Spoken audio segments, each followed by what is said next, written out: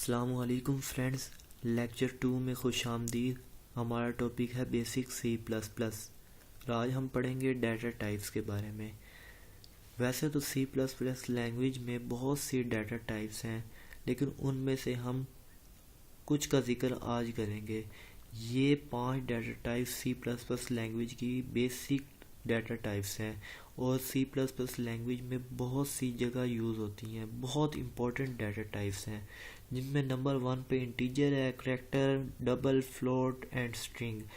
अब इंटीजर क्यों यूज़ होता है? इंटीजर न्यूमेरिक को स्टोर करने के लिए यूज़ होता है। करैक्टर एक वर्ड मीन ABCDE इस तरह के वर्ड्स को स्टोर करने के लिए करैक्टर यूज़ होता है। डबल डबल डबल न्यूमेरिक को स्टोर करने के लिए यूज़ होता है। जहाँ पर अगर हमने बहुत बड़ी अमाउंट में कोई न्यूमेरिक हमने स्टोर करवानी है, कोई अमाउंट स्टोर करवानी है न्यूमेरिक वर्ड्स में, तो वो हम वहाँ पर डबल यूज़ करेंगे। फ्लोट जो कोई हमारी न्यूमेरिक ऐसी कंडीशन जहाँ पर पॉइंट यूज़ हो, पॉइंट में कोई फॉर एग्जांपल परसेंटेज निकालनी है, वहाँ पर उस कंडीशन में हम फ्लोट यूज़ करेंगे। और स्ट्रिंग का यूज़ होता है। स्ट्रिंग अगर कोई यूज़र से हमने उसका नाम लेना है या कहीं पूरा एक वर्ड हमने स्टोर करवाना है, किसी का नाम, किसी जगह का नाम, किसी चीज़ का नाम, कोई पूरा नाम अगर हमने स्टोर करवाना है ना, फॉर एग्जांपल किसी का शहर का नाम है इस्लामाबाद को अगर हमने यहाँ पर स्टोर करवाना है तो वो हम स्ट्रिंग को यूज़ करते हुए स्टोर करवाएंगे। अब इंटीजर जो है ना, जो अपने अंदर स्टोर करता है 1 2 3 न्यूमेरिक वर्ड्स को यूज़ करने के लिए हम इंटीजर को यूज़ करते हैं, ठीक है, स्टोर करने के लिए। तो ये मेमोरी लेता है 4 बाइट्स की, करैक्टर लेता है 1 बाइट की और डबल 4 बाइट्स की। इसी तरह फ्लोट्स जो है ना, फ्लोट वो 8 बाइट्स की ना मेमोरी लेता है मेमोरी में स्टोर होने के लिए, और स्ट्रिंग ये भी 8 बाइट्स की मेमोरी लेता है। अब हम इसी चीज़ को समझते हुए एक प्रोग्राम बनाएंगे। प्रोग्राम हमारा क्या होगा कि हम यूज़र से ना इन्हीं डाटा टाइप्स को ना 1 बाय 1 यूज़ करते हुए यूज़र से एक वैल्यू लेंगे। पहले इंटीजर डाटा टाइप की एक वैल्यू लेंगे यूज़र से, और उसी को ना हम स्क्रीन पे जो यूज़र से वैल्यू लेंगे ना, और जो यूज़र वैल्यू देगा उसी को हम स्क्रीन पर प्रिंट करवाएंगे, ठीक है। फिर इंटीजर का करने के बाद फिर करैक्टर का करेंगे, फिर फ्लोट का करेंगे, फिर डबल का करेंगे, और फिर एंड पे हम स्ट्रिंग का यूज़ करते हुए यूज़र से एक वैल्यू लेंगे और उसी को प्रिंट करवाएंगे। फिर हम अपने कोडिंग की तरफ आते हैं और प्रोग्राम बनाते हैं, ठीक है। तो हैश इंक्लूड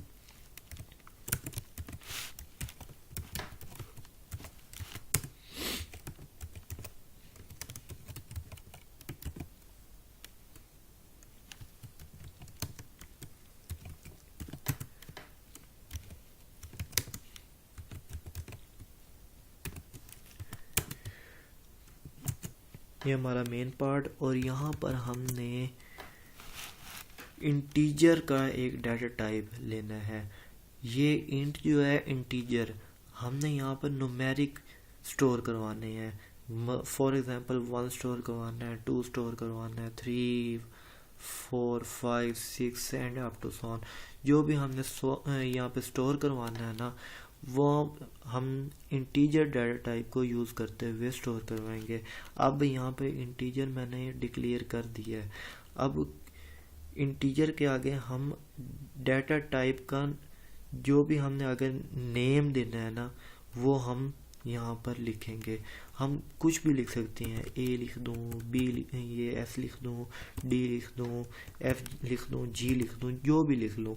मैं यहाँ पर आई लिख लेता हूँ, ठीक है। आई के नाम से ना एक इंटीजर ले लिया है आई के नाम का, ठीक है। और उसके बाद ना ये सेमी कॉलम लाजमी लगाना होता है, ठीक है। और इसके बाद अब मैं स्क्रीन पर एक मैसेज शो करवाता हूँ, एंटर नंबर। क्योंकि हमने इंटीजर लिया ना, इंटीजर अपने अंदर एक नंबर को स्टोर करता है, ठीक है। तो यूज़र से ना एंड लाइन को मैं यूज़ करता हूँ। क्यों एंड लाइन को मैंने यूज़ की है? नेक्स्ट लाइन पे मैं सीन चाहता हूँ कि मुझे ना सीन मिले नेक्स्ट लाइन पे। जो भी यूज़र सीन करवाएगा ना वो नेक्स्ट लाइन पे आना चाहिए, ठीक है। और फिर हम सी आउट करवाते हैं, ठीक है।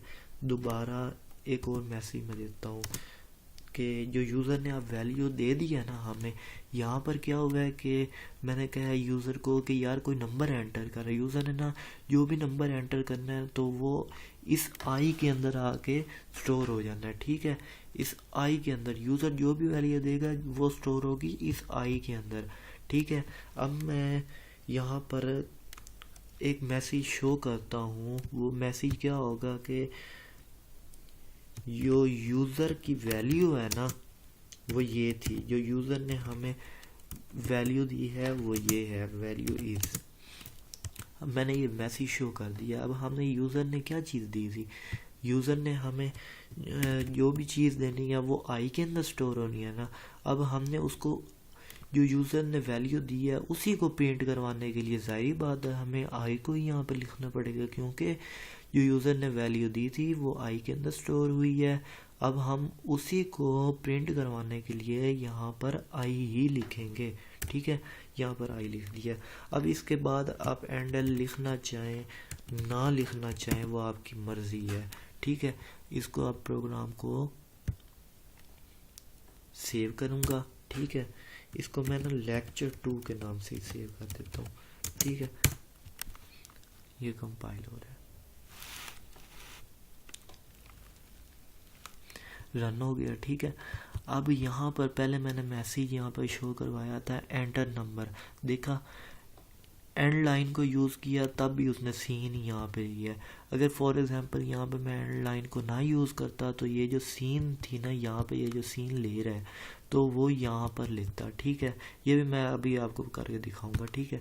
अब मैंने ना यहाँ पर इसको नंबर दे दिया, 12 नंबर दिया है, ठीक है। अभी इसने प्रिंट करवा दिया है। जो यूज़र ने वैल्यू दी है ना वो 12 ही है, ठीक है। तो अब मैं यहाँ पर आपको दिखा देता हूँ कि अगर मैं एंड लाइन नहीं यूज़ करता, ठीक है। ये लो मैंने एंड लाइन नहीं यूज़ की, यहाँ पर भी एंड लाइन नहीं यूज़ की। अब क्या होगा कि जो वैल्यू लेगा ना यूज़र से तो उसको ना मैसेज के बिल्कुल सामने ही लेगा और वहीं पर ही उसी लाइन पर ही शो करवा देगा। देखना आप, ये देखना, ये यूज़र से वैल्यू ले ली, एंटर नंबर, मैंने नंबर एंटर किया, ये अगली लाइन पे ठीक हो गया कि यूज़र ने एक नंबर एंटर किया है और वहाँ पर उसको स्टोर करवा दिया, ठीक हो गया। अब मैं करैक्टर का एक ले लेता हूँ, इंटीजर तो हो गया। अब नंबर 2 पे हमारा क्या था वो देखता हूँ मैं। नंबर 2 पे ना हमारा करैक्टर ही है। करैक्टर क्या चीज़ अपने अंदर स्टोर करवाता है?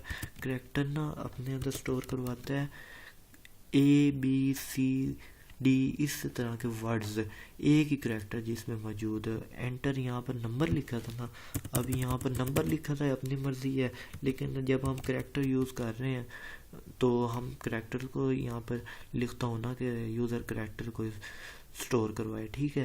तो अब इसी को मैं कंपाइलर रन करके देखता हूँ, ठीक है। तो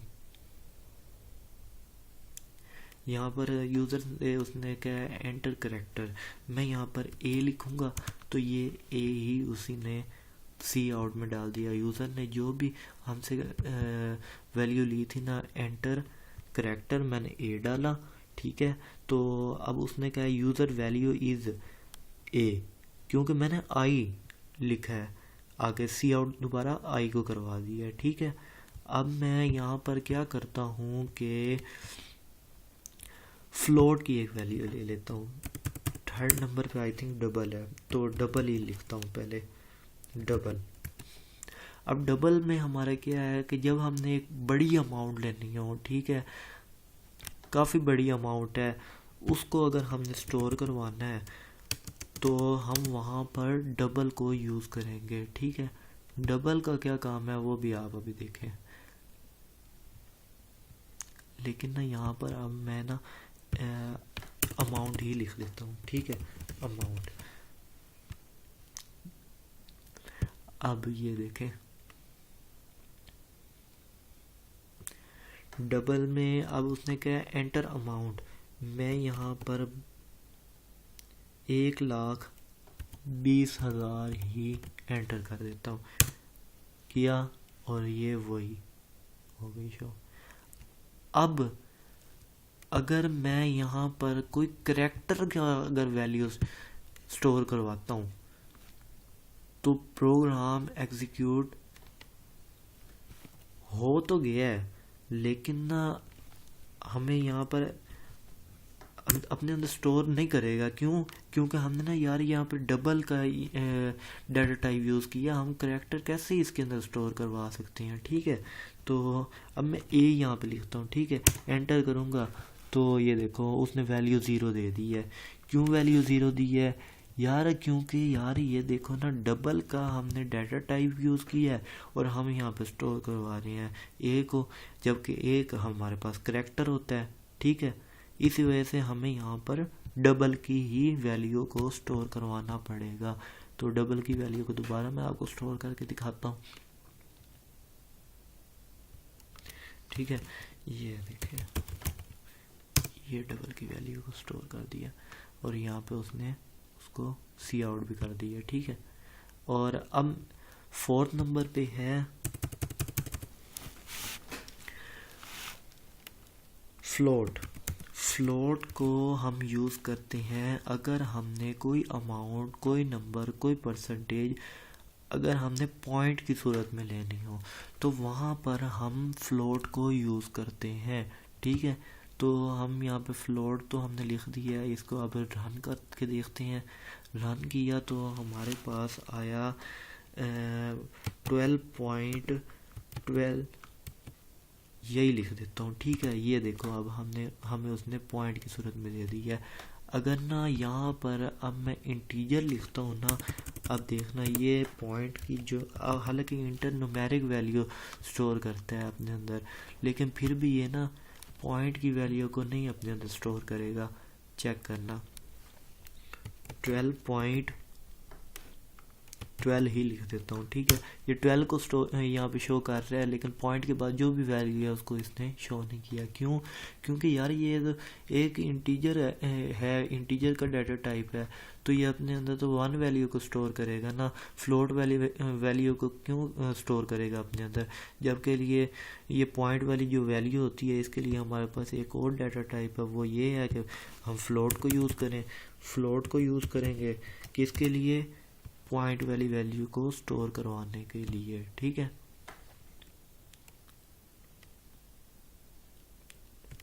ये 12 पॉइंट कुछ भी लिख दो, देखा ये हमारे पास पॉइंट में अब आ गया।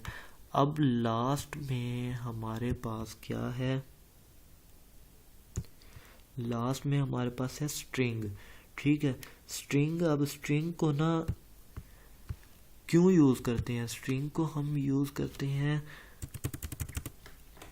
स्ट्रिंग सबसे पहले ले लेते हैं स्ट्रिंग का एक डाटा टाइप, ठीक है। स्ट्रिंग को हम यूज़ करते हैं किसी का नाम लेने के लिए, स्टोर करवाने के लिए। एंटर नेम, ठीक है। अब मैं यहाँ पर यूज़र नेम ही लिख देता हूँ, यूज़र नेम इज़, ठीक है, नेम इज़, ठीक हो गया। अब इसको प्रिंट करवाऊंगा तो एंटर नेम, मैंने यहाँ पर अपना नाम ही लिख दिया है रावल, ठीक है। तो इसने यहाँ पर सी आउट में क्या, यूज़र नेम इज़ रावल, ठीक है। और अब एक और बात जो मैं बहुत इम्पोर्टेंट समझता हूँ आपको बताना, वो ये है कि यार अब मेरा पूरा नाम रावल ख़ान है, मैं यहाँ पे यार स्ट्रिंग के अंदर एक बार एंटर करके देखता हूँ कि क्या यार ये मेरा पूरा नाम प्रिंट करता है या नहीं करता। तो वो एक बार एंटर करके देखते हैं। नहीं यार, ये क्या हुआ? मैंने एंटर किया था रावल ख़ान, लेकिन उसने तो सी आउट में हमें क्या है कि यूज़र नेम इज़ सिर्फ रावल, उसने ख़ान को प्रिंट क्यों नहीं किया यार? ख़ान को क्यों नहीं प्रिंट किया? ये क्या वजह है? अब इसकी यही एक ही वजह है कि यार जब आपने पूरा नेम स्ट्रिंग में प्रिंट करवाना है ना, तो उसको सीन कुछ इस तरीके से करो। सीन पहले हम लेते थे ग्रेटर देन के साइन से, लेकिन अगर पूरा नाम स्पेस आ गया, दो वर्ड्स हैं उसके दरमियान में स्पेस है, तो वो आपने पूरी एक लाइन या पूरे 2 वर्ड्स 3 वर्ड्स आपने वहाँ पर स्टोर करवाने हैं उस एक स्ट्रिंग के डाटा टाइप के अंदर। तो आपको सीन का अपना मेथड चेंज करना पड़ेगा। वो मेथड कुछ इस तरह लगाना पड़ेगा। सबसे पहले आपने यहाँ पर सीन नहीं लिखना, सीन की जगह आपने लिखना है गेट लाइन। ठीक है, गेट लाइन को यूज़ कर लिया, यहाँ पर लिख दिया सीन। ठीक है, गेट लाइन का मेथड यूज़ करना है, अंदर लिखना है सीन।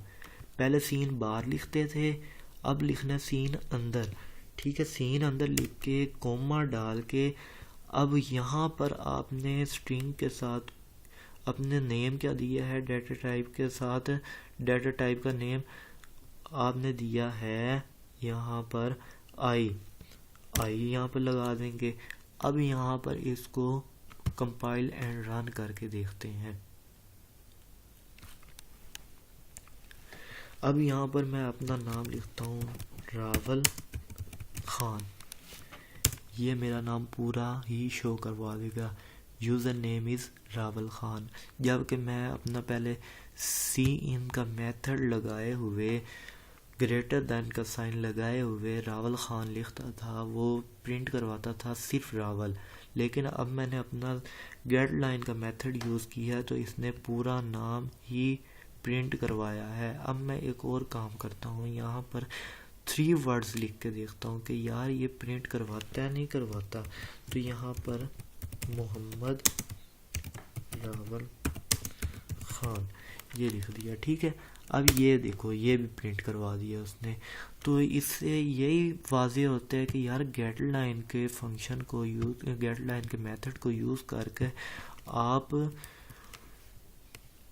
1 से 3 4 एंड अप टू सोन जो भी आपने वर्ड्स स्टोर करवाने हैं गेट लाइन के मेथड को यूज़ करके आप स्टोर करवा सकते हैं। इसी के साथ आज जो भी हमने टॉपिक्स यहाँ पर लिखे थे वो हमने कवर कर लिए हैं। ठीक है, और अपना ख्याल रखिए। अल्लाह हाफिज़।